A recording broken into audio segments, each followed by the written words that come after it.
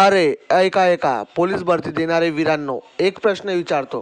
तुम्ही अभ्यास करता की फक्त बुकला नमस्कार करून ठेवता? कारण आज मी घेऊन आलोय असे प्रश्न जे एक्झामिनर पण रिपीट करत करत बोर झालेत आणि स्टुडंट अजूनही हा प्रश्न कुठून आला असं म्हणत बसलेत. म्हणून जर तुम्हाला पेपरमध्ये ओळखीचे प्रश्न पाहून हसू येऊ द्यायचं असेल ना, तर हा व्हिडिओ शेवटपर्यंत बघा. कारण आज आपण बघणार आहोत पोलीस भरतीमध्ये वारंवार विचारले जाणारे टॉप क्वेश्चन्स जे तुमचं सिलेक्शन एकदम सेट करू शकतात. चला तर मग सुरुवात करूया. तर बघा मित्रांनो, पहिला प्रश्न आहे आणि मी तुम्हाला आताही सांगतो, हे प्रश्न तुम्हाला प्रत्येक पोलीस भरतीला वारंवार विचारले गेलेले आहेत, म्हणून हे तुम्ही पाठ करा आणि लक्षात राहू द्या. तर बघा, पहिला प्रश्न आहे, भारतीय सैन्य दलाचे सर्वोच्च प्रमुख कोण असतात? तर हे सगळ्यांना माहिती असेलच, भारतीय सैन्य दलाचे सर्वोच्च प्रमुख हे राष्ट्रपती असतात. तर बघा, प्रश्न क्रमांक दुसरा, महाराष्ट्र विधानसभेची सदस्य संख्या किती असते? तर ती असते 288. बघा मित्रांनो, महाराष्ट्र विधानसभेची सदस्य संख्या विचारली आहे, तर ती असते 288. तिसऱ्या नंबरला बघूया, महाराष्ट्र विधान परिषदेची एकूण सदस्य संख्या किती असते? तर ती असते 78. बघा मित्रांनो, विधानसभेची सदस्य संख्या ही 288 आणि महाराष्ट्र विधान परिषदेची एकूण सदस्य संख्या ही 78 असते. हे दोघे तुमचे परफेक्ट पाठ पाहिजे, कारण की बऱ्याच वेळा पोलीस भरतीला विचारलं गेलेलं आहे. तर बघा, आता चौथ्या क्रमांकाच्या प्रश्नाकडे वळूया. ग्राहक संरक्षण कायदा कोणत्या काळात लागू केला गेला होता? मित्रांनो, हा प्रश्न जरी नवीन वाटत असला तरी हा प्रश्न बऱ्याच वेळा तुम्हाला पोलीस भरतीला विचारला गेलेला आहे. ग्राहक संरक्षण कायदा कोणत्या काळात लागू केला होता? तर तो होता राजीव गांधी यांच्या काळात लागू केला गेला होता. पाचव्या क्रमांकाचा प्रश्न, जिल्हा परिषद आणि ग्रामपंचायत यामधील दुवा कोणता? तर ते आहे पंचायत समिती. बघा, लक्षात ठेवा मित्रांनो, यांच्यामधील दुवा कोणता? तर पंचायत समिती आहे. प्रश्न क्रमांक 6, गावामध्ये कायदा व सुव्यवस्था राखण्याचे काम कोण करतो? हे तर सगळ्यांना माहिती असेल, गावामध्ये कायदा व सुव्यवस्था राखण्याचे काम कोण करत असतो? तर तो असतो पोलीस पाटील. तर पुढचा प्रश्न आहे प्रश्न क्रमांक 7, सूर्याच्या सौरमालेतील एकूण ग्रहांची संख्या किती आहे? बघा मित्रांनो, हेही वारंवार पोलीस भरतीला विचारलं गेलेलं आहे. सूर्याच्या सौरमालेतील एकूण ग्रहांची संख्या आहे 8. बघा, हे तुमच्या लक्षात राहायला पाहिजे मित्रांनो, सूर्याच्या सौरमालेतील एकूण ग्रहांची संख्या ही 8 आहे. बघा, 8व्या क्रमांकाचा प्रश्न, डेसिबल हे कशाचे एकक आहे? तर बघा, डेसिबल हे आवाजाची तीव्रता मोजण्याचे काम करते. प्रश्न 9, मानवी शरीराचे सर्वसामान्य तापमान किती असते? तर ते असते 34 डिग्री सेल्सिअस. हे मानवी शरीराचे सर्वसामान्य तापमान असते. जर तुम्हाला परीक्षेला विचारलं गेलं तर मित्रांनो, 34 डिग्री सेल्सिअस वरच टिक करावा. तर आता प्रश्न बघूया, प्रश्न क्रमांक 10, केंद्र सरकारकडून, बघा मित्रांनो, केंद्र सरकारकडून क्रिकेटपटूंना दिला जाणारा पुरस्कार कोणता? तर हा 100% मुलांना माहिती असणार. क्रिकेटपटूंना दिला जाणारा केंद्र सरकारकडून पुरस्कार कोणता? तर तो आहे अर्जुन पुरस्कार. प्रश्न क्रमांक 11, भारताच्या अणुविज्ञानाचे जनक असे कोणास म्हणतात? ही मित्रांनो सगळ्यांना माहिती असेल, डॉक्टर होमी भाभा. नसेल माहिती तर पाठ करून घ्या, मी तुम्हाला दिलेलं आहे. 12व्या क्रमांकाचा प्रश्न, डॉक्टर अभय भंग आणि डॉक्टर राणी भंग यांची सर्व संस्था कोठे आहे?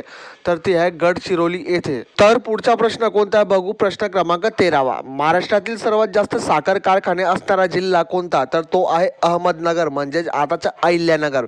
इकडे अहमदनगर आहे मित्रांनो, पण तुम्ही अहिल्यानगर करून घ्या, दोघी एकच आहे. पण माझ्याकडनं स्पेलिंग मिस्टेक झालेली आहे, तर तुम्ही अहमदनगरच्या जागेवर अहिल्यानगर करून घ्या. प्रश्न 14, भारताचा राष्ट्रीय जलचर प्राणी कोणता? तर ते आहे डॉल्फिन. बघा मित्रांनो, जलचर प्राणी विचारला आहे भारताचा राष्ट्रीय, तर ते आहे डॉल्फिन. आणि प्रश्न क्रमांक 15 तर सगळ्यांना माहितीच असेल, हे सांगायची गरज नाही, तरी मी तुम्हाला एकदा सांगून देतो. भारताचे मिसाईल मॅन कोणास म्हणतात? तर ते म्हणतात डॉक्टर APJ अब्दुल कलाम यांना. भारताचे मिसाईल मॅन. बघा, प्रश्न क्रमांक 16, बघा, दिवसासुद्धा दिसणारा ग्रह कोणता? बघा मित्रांनो, दिवसासुद्धा दिसणारा ग्रह विचारला आहे, तर तो आहे शुक्र. हे तुम्हाला जनरल नॉलेजसाठी माहिती असायला हवं. हे पोलीस भरती किंवा इतर स्पर्धा परीक्षामध्ये येईन तेव्हा येईन, पण तुम्हाला हे जनरल नॉलेजसाठी माहिती असावं. प्रश्न क्रमांक 17, महाराष्ट्रात सर्वात पहिला लोखंड पोलाद प्रकल्प कोणता? तर तो चंद्रपूर. प्रश्न क्रमांक 18, महाराष्ट्रातील पहिली सैनिकी शाळा कोणती? बघा, हे माहिती पाहिजे मित्रांनो तुम्हाला, महाराष्ट्रातील पहिली सैनिकी शाळा कोणती? जर तुम्ही आर्मी वगैरेची तयारी करत असाल तर हे तुम्हाला नक्की माहिती पाहिजे. तर ती आहे सातारा या ठिकाणी. महाराष्ट्रातील पहिली सैनिकी शाळा सातारा या ठिकाणी आहे. बघा 19वा प्रश्न, भारतरत्न पुरस्कार मिळवणारे पहिले महाराष्ट्रीयन व्यक्ती कोण होते? बघा मित्रांनो, भारतरत्न पुरस्कार मिळवणारे पहिले महाराष्ट्रीयन व्यक्ती कोण, हे तुम्हाला नक्की येऊ शकतं. तर धो. कर्वे म्हणजेच माधव धोंडो केशव कर्वे भारतरत्न पुरस्कार मिळवणारे पहिले महाराष्ट्रीयन व्यक्ती होते. प्रश्न क्रमांक 20, महाराष्ट्रातील पहिला संपूर्ण साक्षर जिल्हा कोणता? म्हणजे महाराष्ट्रातील संपूर्ण लिटरेट जिल्हा कोणता? तर तो आहे सिंधुदुर्ग. पुढचा प्रश्न बघूयात, महाराष्ट्रातील सर्वाधिक पावसाचे ठिकाण कोणते? तर ते आहे आंबोली. बघा सगळ्यात जास्त पाऊस कुठे पडतो?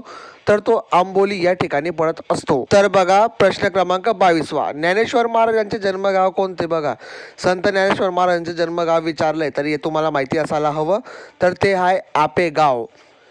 आणि आता पुढचं आहे, प्रसिद्ध अंबाबाई मंदिर कोठे आहे? तर हे जे कोल्हापूरचे असेल त्यांना तर नक्की माहिती असेल. प्रसिद्ध अंबाबाई मंदिर हे कोल्हापूर या ठिकाणी आहे.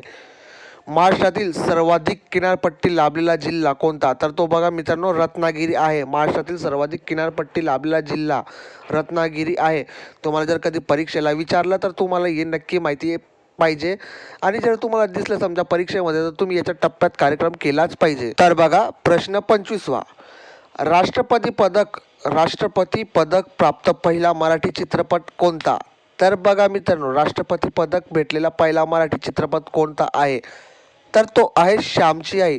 खूप चालला होता मित्रांनो हा चित्रपट. आपण लहान होतो तेव्हा आपल्याला शाळेमध्ये या पिक्चर दाखवायचे. प्रश्न क्रमांक 26वा, महाराष्ट्रातील पहिली कापड गिरणी कोणती? तर ती मुंबई या ठिकाणी होती. पहिली कापड गिरणी विचारली मित्रांनो. प्रश्न क्रमांक 27, मराठी भाषेतील पहिले साप्ताहिक कोणते? तर ते होते दर्पण. हा प्रश्न तुम्हाला बऱ्याच वेळेला पोलीस भरती व TCHS भरतीला विचारला गेलेला आहे. या व्हिडिओचा शेवटचा आणि 28वा प्रश्न आपण बघूया, महाराष्ट्रातील पहिली सहकारी साखर कारखाना कोणता? तर तो हे प्रवरानगर. हा पण या ठिकाणी प्रवरनगरून गेले पण ते आहे प्रवरानगर करून घ्या मित्रांनो. महाराष्ट्रातील पहिला सहकारी साखर कारखाना विचारला आहे तर तो आहे प्रवरानगर या ठिकाणी. बस इतकेच क्वेश्चन जर तुम्ही लक्षात ठेवले ना तर एक्झाममध्ये पेपर पाहून तुम्ही म्हणणार अरे तर आपलेच लोक आहेत. बाकी लोक अजून विचार करत बसतील आणि तुम्ही डायरेक्ट टिक मारत जाल. म्हणून स्मार्ट स्टडी करा, रिपीट क्वेश्चन पकडा आणि सिलेक्शन आपल्या खिशात टाका. व्हिडिओ आवडला असेल तर लाईक करा आणि तसेच डायरेक्ट एक्झामला उपयोगी पडणारे क्वेश्चन हवे असतील तर चॅनलला सबस्क्राईब करा. कारण इथे टाईमपास नाही, इथे फक्त सिलेक्शन चालतं. चला मग पुढच्या व्हिडिओमध्ये भेटूया.